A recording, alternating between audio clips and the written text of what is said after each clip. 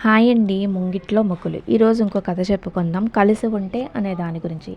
రంగాపురం గ్రామంలో చలపతి అనే ఒక వ్యాపారి ఉండేవాడు. అతనికి ముగ్గురు కొడుకులు. ముగ్గురు చాలా తెలివైన వాళ్ళు. పట్టణానికి వెళ్ళి చౌకగా సరుకులు కొని తేవడంలో మొదటివాడు దిట్ట. రెండోవాడు ఆ సరుకుని చుట్టుపక్క గ్రామంలో తిరిగి ఎక్కువ లాభాన్ని అమ్మగల సమర్థుడు. ఇంకా మూడోవాడు లాభ నష్టాలు అంచనా వేస్తూ అన్నలకి సలహాలు ఇచ్చేవాడు.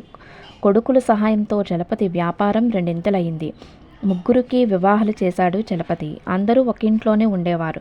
కొన్నాళ్ళు గడిచాక ఆ కుటుంబ సభ్యుల మధ్య మనస్పర్ధలు మొదలయ్యాయి. నా వల్లే వ్యాపారం పెద్దదైంది అని ఒకరంటే, కాదు నా వల్లే సలహాతోనే ఇంత సంపాదించమంటూ మరొకరు. ఇలా ముగ్గురు కొడుకులు వాదులాడుకోవటం ప్రారంభించారు.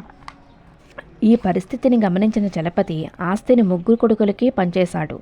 ముగ్గురు ఎవరికి వారు సొంత వ్యాపారాలు ప్రారంభించుకున్నారు.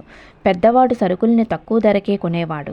కానీ గ్రామంలో తిరిగి అమ్మే నైపుణ్యం తెలియక ఇబ్బంది పడ్డాడు. రెండోవాడికి పట్టణం వెళ్ళి సరుకులు ఎలా కొనాలో తెలియదు.